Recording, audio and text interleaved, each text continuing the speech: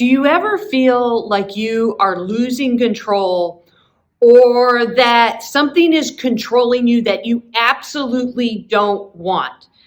This whole thing about control is kind of interesting because so often we want to control things, but we ourselves do not want someone else or something to control us. And so how do we begin to navigate that when we know that the things that control us maybe aren't so healthy, or the things we want to control, we can't? How do we begin to figure out a way forward? What's interesting about this particular topic is that Scripture talks about all the different dynamics of control. And so as we're thinking through it, all right, how do we get through it this day? Let us start in Psalm 22, verses 24 through 25. Don't befriend people controlled by anger. Don't associate with hot-tempered people. Otherwise, you will learn their ways and become trapped. So this is a warning here. A warning from the psalmist about, hey, who are you paying attention to? Are they themselves trapped by anger? What are they having control them? And how is that impacting you? And anger and fear are very contagious so often. And it's kind of one of those things to go, what are the things that I let control me? What are those things that they don't have to, but I choose to allow them the space to get a hold and to control my thoughts, my feelings, my behaviors, my actions? What are those things?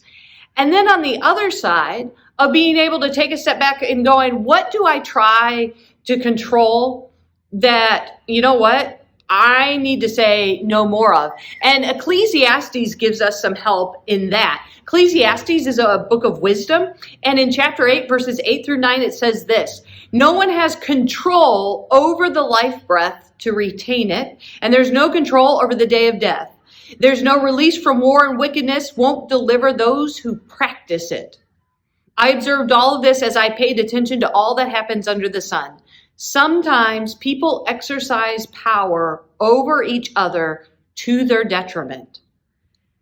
Aspects of life that we absolutely can't control. And to be able to identify those, just as we need to identify those things that we allow to control us, that we could say no more to.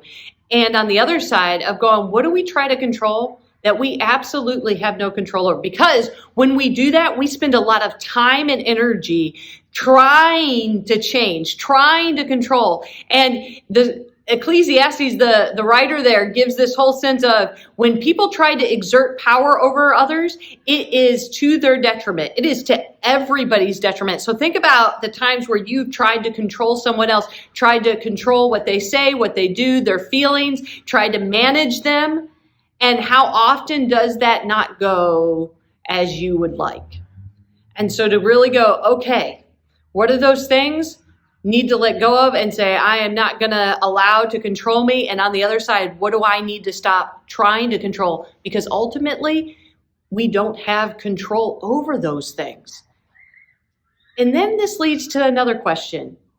Is there anything that we should allow to control us that is actually really healthy, that would actually help us thrive, like give us a new perspective, or even give us direction in this, what to let go of and what to say, I am not going to try to control? And Colossians 3, verses 14 through 15 gives us a real sense of what we could allow to control us. And over all these things, put on love, which is the perfect bond of unity. The peace of Christ must control your hearts, a peace into which you were called in one body, and be thankful people. That line right there. The peace of Christ must control your hearts. Okay, so if we're thinking along those things, if we're saying, all right, I'm going to choose to allow peace, the peace of Christ, to control me, to control what I do, what I think, what I say. That is not an easy choice. In fact, that is not a choice that we will fully understand the day we make it. It's like a continuous over and over again of making that choice of how do we allow the peace of Christ to control our lives. Because with that control, when we give ourselves over to that, we begin to have more love. We begin to have more unity. We begin to have that sense of gratitude, because it ended with, and be thankful people. So there was love, there was drawing together, there was gratitude, all because we begin to choose the peacefulness of Christ. And so as you think through today, as you think through this moment, what are the things that you say, you know what, I am not going to let that control me any longer? That you absolutely have the power to say, no, I'm going to shove that away. What are the things that you need to go, I should not be trying to control others, other situations, other people's feelings, other things, because I don't have that power.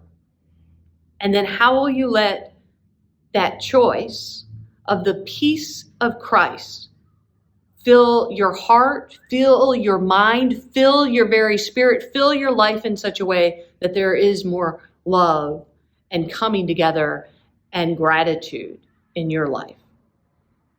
My hope is that with whatever you deal with, of however you feel, of whatever controls you, or what you feel out of control of, that you begin to allow the peace of Christ to control your life. Have a good one.